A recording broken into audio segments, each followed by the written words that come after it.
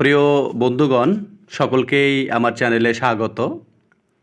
OBC update সংক্রান্ত একটি video এর আগে আমি দিয়েছি। এবারও ওবিসি সংক্রান্ত আপডেট নিয়ে এসেছি। আমার খুব কাছের মানুষ, যিনি বিভিন্নভাবে সরকারের বিভিন্ন দপ্তরের সঙ্গে যুক্ত এবং ওবিসি নিয়ে একটি হিডেনভাবে সার্ভেও চলছে, যেটা আপনারা জানেন না। সেই বিষয়ে আপডেট হয়তো আপনাদের পুরোটা দিব না, আমার উচিতও নয়, যেহেতু ব্যাপারটা হিডেন রাখতে বলা হয়েছে। কিছু আভাস আপনাদের দিব, যে আপডেটটা আপনারা পাবেন। তো যাই হোক, ওবিসি সংক্রান্ত আজকের এই ভিডিওটি প্রথম থেকে শেষ পর্যন্ত দেখবেন। আর অবশ্যই আমার চ্যানেলে একদমই নতুন হলে চ্যানেলটিকে সাবস্ক্রাইব করে পাশে রাখবেন। কথা হচ্ছে 2010 সালের পালে যে সমস্ত সাবকাস্টগুলো নথিভুক্ত হয়েছে, সেগুলোর যে একটা সংসদে বিল পাস করতে হবে, যে একটা আর্গুমেন্ট, সে যে কোনো রাজ্য সরকার দেখা যাচ্ছে কিছু কিছু সাবকাস্ট সে যুক্ত করতে পারে, কিন্তু সেটাতে দেখা যাচ্ছে যে সংসদে বিল পাস করা আর্গুমেন্ট এইগুলো দরকার রয়েছে। এই সমস্ত জিনিসগুলো আমাদের যিনি সরকার রয়েছেন বর্তমানে, পশ্চিমবঙ্গের মুখ্যমন্ত্রী রয়েছেন মমতা বন্দ্যোপাধ্যায়, তিনি কিন্তু এই কাজগুলো করেননি। এর জন্য সাফার করতে হচ্ছে লক্ষ লক্ষ শিক্ষার্থীদের। আপনারা দেখেছেন যে 26,000 শিক্ষক নিয়ে যে কেলেঙ্কারি তৈরি হয়েছে, এর পিছনে কি সরকারের কোনো ভূমিকা নেই? সরকার এই যে এত বড় জালিয়াতি করেছেন এবং তার শিকার হচ্ছে যারা চাকরি করছে তারা, এবং সাফার করছে সেখানে যোগ্য অযোগ্য সবাই আছে। এবার দেখা যায় তাদের মধ্যে, আমি তো একটা স্কুলে পড়াই, সেই স্কুলে দেখি শিক্ষকরা যথেষ্ট দুশ্চিন্তার মধ্যে রয়েছে এবং তাদের অনেকেই রয়েছে যারা যোগ্য, তারা ভাবছে যদি পুরোটাই বাতিল হয়ে যায়। এটা একটা ফ্যাক্ট গেল। এটা আমি সরকারের ওপরই বিষয়টা ছাড়ছি, কারণ সরকারে বিভিন্ন যারা রয়েছে তারা যদি এরকমটা না করতেন, এইভাবে নিয়োগটা না হতো, তাহলে তো এই সমস্যা ক্রিয়েট হতো না। এখন বিষয়ে আসা যাক, যে সমস্ত ওবিসিগুলো দেখা যাচ্ছে 18 তারিখ তার গুরুত্বপূর্ণ রয়েছে। আমরা জানি অনেকেই হয়তো যে এর আগে যে শুনানি ছিল সেখানে সরকারের তরফ থেকে কোনো অ্যাডভোকেট ছিল না সুপ্রিম কোর্টে। এবার দেখা যাক 18 তারিখ কী হচ্ছে। তবে ফাইনাল যেটা বুঝার, আমরা বুঝে গেছি কি হতে চলেছে। তো ওবিসি সার্টিফিকেট যাদের ভ্যালিড নয়, যে সমস্ত সাবকাস্টগুলো পরে অ্যাড হয়েছে, তারা যদি প্রাইমারিতে পাশ করে থাকে 2022, যারা যদি 2022-এ পাশ করে, তাহলে কি তারা ইন্টারভিউ দিতে পাবে বা ইন্টারভিউতে কি বসতে পাবে না? এই যে একটা প্রশ্ন উঠে এসেছে, বা এই যে বিষয়টা শিক্ষার্থীদের মাথায় নড়ে চড়ে বসেছে, এটা কিন্তু ফেলে দেওয়ার মতো নয়। আমরা জানি যে কলকাতা হাইকোর্টে অলরেডি আপডেট উঠে এসেছিল যে যারা অলরেডি বিভিন্ন ওবিসি ক্যাটাগরি থেকে পাশ করেছে, অলরেডি তারা যেহেতু পাশ করে গেছে বা পরীক্ষা দিয়ে নিয়েছে, তাই তাদের ইন্টারভিউ দেওয়ার ব্যাপারে কোনো দুশ্চিন্তা থাকছে না।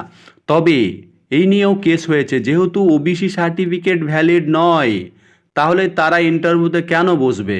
এই নিয়েও কিন্তু কেস হতে চলেছে বা কেস হয়েছে, এইরকমটা আপডেট আসছে। তাহলে এই জন্যই অনেক শিক্ষার্থী দুশ্চিন্তার মধ্যে রয়েছে, যদি আমাদের সাবকাস্ট বাতিল হয়ে যায়, তাহলে কি আমরা পাস করেও শেষে ইন্টারভিউতে বসতে পাবো না? এইরকম একটা সমস্যা তৈরি হয়েছে।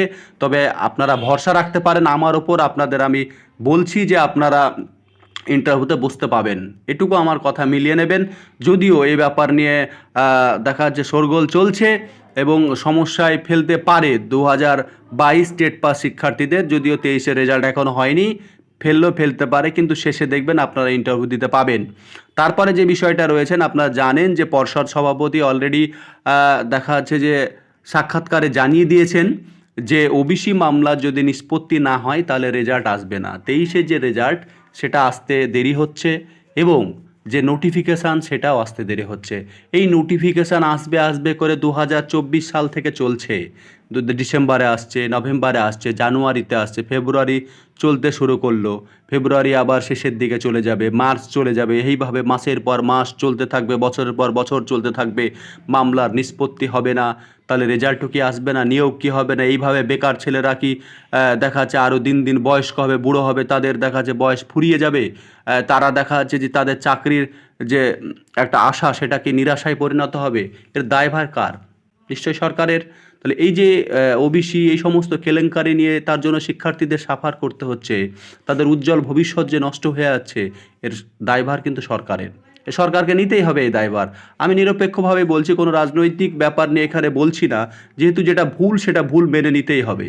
তো ওবিসি মামলার এই যে নিষ্পত্তি না হওয়া পর্যন্ত কোনো কিছুই হচ্ছে না, এটা অলরেডি স্পষ্টভাবে আপনারা পেপারে দেখে গেছেন, জানিয়ে দেওয়া হয়েছে। তাহলে কি নোটিফিকেশান যে আমরা আসবে আসবে করে বলছিলাম, তাহলে একবার পর্ষদ সভাপতি বলছে প্রশ্ন ভুল মামলা না হলে নোটিফিকেশান আসবে না, একবার বলছে ওবিসি মামলা নিষ্পত্তি না হলে আসবে না, তাহলে কি পর্ষদ সভাপতির মাথা ঠিক আছে, না মাথার ডাক্তার অলরেডি দেখাতে হবে তাই তিনার যে প্রতিশ্রুতি, সেই প্রতিশ্রুতিগুলো যে প্রতিনিয়ত তিনি ভঙ্গ করছেন এবং শিক্ষার্থীদের যে এভাবে দুশ্চিন্তার মধ্যে ফেলছেন, তাহলে এই যে সমস্যা হয়ে উঠেছে এর দায়ভার কে নেবে?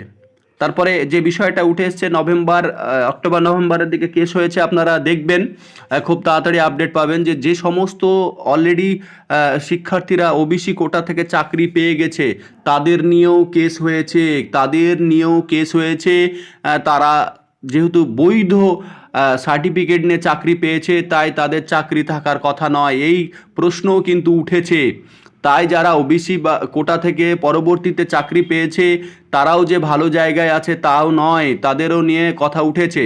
এখন দেখা যাক কি হচ্ছে। অনেকেই বলবে যে কিচ্ছু হবে না, তবুও এই বিষয়টা নিয়ে সজাগ থাকা ব্যাপার। আর যেটা বলছিলাম যে একটা হিডেন সার্ভে হচ্ছে, সার্ভে করে যেখানে দেখবে যে দেখা যাচ্ছে যে ওবিসি ক্যান্ডিডেটের পরিমাণটা খুবই কম, সেক্ষেত্রে দেখা যাচ্ছে যে পরিমাণে হওয়ার কথা ছিল সেই জায়গায় গিয়ে দেখা যাচ্ছে খুবই কম, তাহলে হয়তো অনেকটাই হয়তো ওবিসি যারা আছে তারা সেফ জোনে থাকতে পারে। কিন্তু দেখা যাচ্ছে ওবিসির পরিমাণ যদি বেশি অনেক বেশি ছাড়িয়ে যায়, তাহলে কিন্তু ওবিসি পরবর্তীতে যেগুলো আছে সেগুলো কিন্তু ভ্যালিড হবে না।